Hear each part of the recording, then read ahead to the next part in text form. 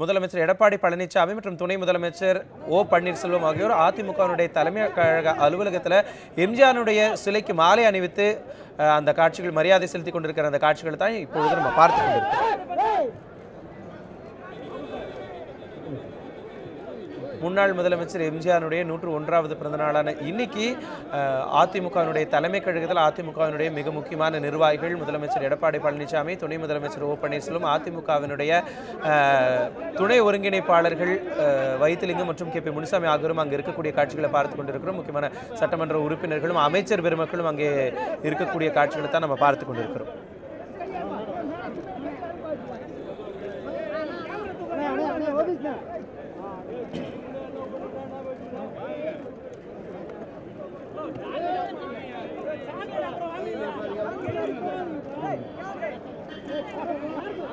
எம்ஜிஆருடைய இந்த பிறந்தநாள் விழா கொண்டாட்டத்தினுடைய ஒரு பகுதியாக எம்ஜிஆருடைய சிலைக்கு மாலை அணிவித்த பிறகு தற்பொழுது அங்கு இனிப்பு வழங்கி கொண்டிருக்கிற காட்சிகளை தான் நம்ம பார்த்து கொண்டிருக்கிறோம். இதில் அதிமுகவினுடைய மிக முக்கியமான மூத்த நிர்வாகிகளும் கலந்து கொண்டிருக்கிறாங்க.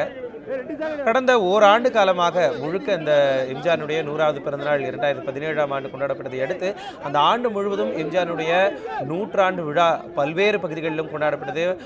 மாநிலத்தில் இருக்கக்கூடிய ஒவ்வொரு மாவட்ட தலைநகரங்களிலும் மிக முக்கியமான பகுதிகளிலும் இந்த எம்ஜிஆருடைய 100ஆண்டு விழா அதிமுகவினுடைய சார்பில் கொண்டாடப்பட்டதை நம்ம தொடர்ந்து பார்த்து கொண்டதும் இன்னைக்கு 101வது பிறந்தநாளான இன்னைக்கு இது தொடர்பாகத்தான் எம்ஜிஆருடைய சிலைக்கு மாலை அணிவிக்கிறது, எம்ஜிஆருடைய படத்திறப்பு விழா உள்ளிட்ட பல்வேறு நிகழ்வுகளில் முதலமைச்சர் மற்றும் துணை முதலமைச்சர் கலந்து கொண்டிருக்கிறாங்க.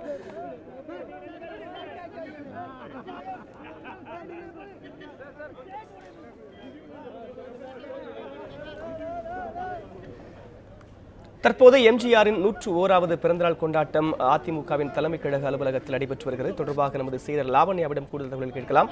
லாவண்யா, சொல்லுங்க, தற்போது அந்த எம்ஜிஆர் பிறந்தநாள் விழா கொண்டாட்டத்தில் யார் யாரெல்லாம் ஈடுபட்டிருக்கிறாங்க? இந்த கொண்டாட்டத்திற்கு பிறகு ஏதேனும் முக்கிய நிகழ்வுகள் நடைபெற இருக்கிறதா? மறைந்த முதலமைச்சரும் அதிமுகவின் நிறுவன தலைவருமான எம்ஜிஆரின் 101வது பிறந்த தினமான இன்று அவர் தங்கியிருக்கக்கூடிய கட்சி அதிமுகவின் தலைமை அலுவலகத்தில் அவரின் சிலைக்கு மரியாதை செலுத்தும் வகையில் முதலமைச்சர் எடப்பாடி பழனிசாமி, துணை முதலமைச்சர் ஓ பன்னீர்செல்வம் உள்ளிட்ட பலர் மாலை அணிவித்து மரியாதை செலுத்தினார்கள். இந்த நிகழ்வில் தமிழக அமைச்சர்கள், நாடாளுமன்ற உறுப்பினர்கள், சட்டமன்ற உறுப்பினர்கள், அதிமுகவின் தலைமை கழக நிர்வாகிகள் ஆகியோரும் பங்கேற்றிருக்கிறார்கள். குறிப்பாக இன்னொரு நிகழ்வை பொறுத்தவரையில் குறிப்பாக கடந்த ஆண்டே மறைந்த முதலமைச்சர் எம்ஜிஆரின் 100ஆண்டு பிறந்த நாளின் போது அதிக அளவில் அதற்கான கலை நிகழ்ச்சியிலும் சிறப்பாக கொண்டாட வேண்டும் என்று மறைந்த முதலமைச்சர் ஜெயலலிதா இருக்கும் பொழுதே அதிமுக தலைமை அலுவலகத்தில் இதற்கான தீர்மானமானது நிறைவேற்றப்பட்டிருந்தது. இவ்வாறான சூழலில் தான் மறைந்த முதலமைச்சர் ஜெயலலிதா கடந்த 2016ஆம் ஆண்டு மறைந்தார்.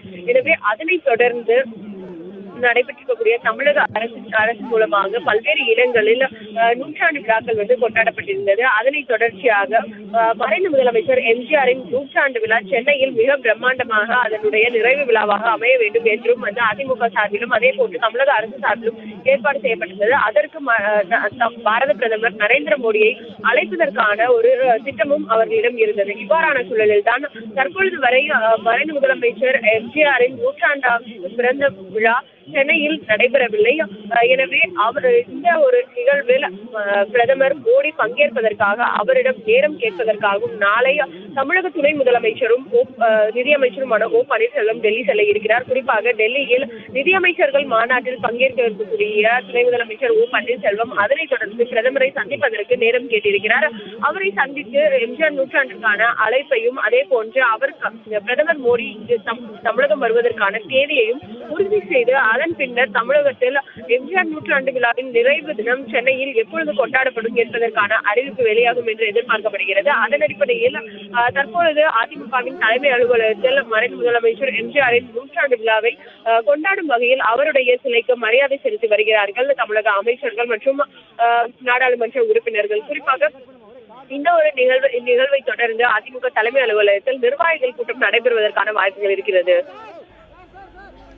லாவண்யா, அதிமுகவினுடைய நிர்வாகிகள் கூட்டம் நடைபெற இருக்கிறதாக தகவல் சொல்லியிருக்கிறீங்க. இந்த நிர்வாக கூட்டத்தில் என்ன மாதிரியான விஷயங்கள்லாம் ஆலோசிக்கப்பட இருக்கிறது அப்படின்னு சொல்லி ஏதாவது தகவல்கள் சொல்லியிருக்கிறாங்களா அதிமுகவினுடைய தலைமை கழகத்தில் இருந்து?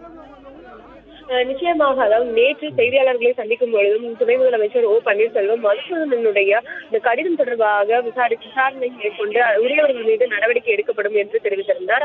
அதன் அடிப்படையில் இன்று அதிமுக தலைமை அலுவலகத்தில் அதிமுகவின் அனைத்து நிர்வாகிகளும் குழுமி இருக்கக்கூடிய இந்த ஒரு நேரத்தில் முதலமைச்சரும் துணை முதலமைச்சரும் நிர்வாகிகளிடம் இது தொடர்பாக கேள்வி எழுப்பதற்கான வாய்ப்புகள் இருக்கிறது. ஏனென்றால் மதுசூதனன் தன்னுடைய கடிதத்தில் தன்னுடைய தோல்விக்கு அமைச்சர்கள் மற்றும் சில நாடாளுமன்ற உறுப்பினர்களை காரணம் என்று திட்டவட்டமாக எழுதி வழங்கியிருக்கிறார். அவர்கள் மீது ஏன் நடவடிக்கை எடுக்கவில்லை, தன்னுடைய கடிதத்திற்கு ஒரு வாரத்திற்குள் நடவடிக்கை எடுக்க வேண்டும் என்ற ஒரு கோரிக்கையும் அவர் முன்வைத்திருந்தார்.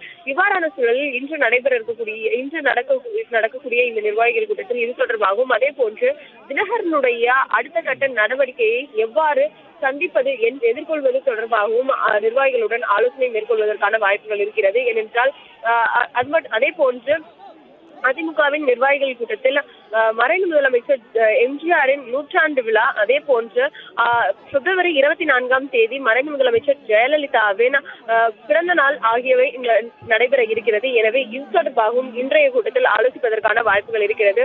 அதே போன்று தற்பொழுது கிடைத்திருக்கக்கூடிய தகவலின் அடிப்படையில் மறைந்த முதலமைச்சர் ஜெயலலிதாவின் பிறந்த தினமான பிப்ரவரி 24 அதிமுகவின் அதிகாரப்பூர்வமாக ஒரு நாளேடு வெளியாக இருக்கிறது. நமது அம்மா என்ற பெயரில் ஏற்கனவே ஒரு செய்தித்தாள் அதிமுகவின் நிர்வாகிகள் சார்பில் அச்சிடப்பட்டு வெளியிடப்பட்டு வருகிறது. எனவே இந்த ஒரு நாளேட்டை அதிமுகவின் அதிகாரப்பூர்வமான நாளேட்டாக அறிவிப்பதற்கான வாய்ப்புகள் இருப்பதாக தகவல்கள் வெளியாகி இருக்கின்றன. வருகிற பிப்ரவரி 24 இதற்கான அறிவிப்பும் அதனைத் தொடர்ந்து அதிகாரப்பூர்வமான நாளேட்டாக நமது அம்மா இயங்கும் என்றும் தகவல்கள் வெளியாகி இருக்கிறது. இது தொடர்பான விஷயங்கள் கூட இன்றைய நிர்வாகிகள் கூட்டத்தில் ஆலோசிப்பதற்கான வாய்ப்புகள் இருக்கிறது. மனோஜ்.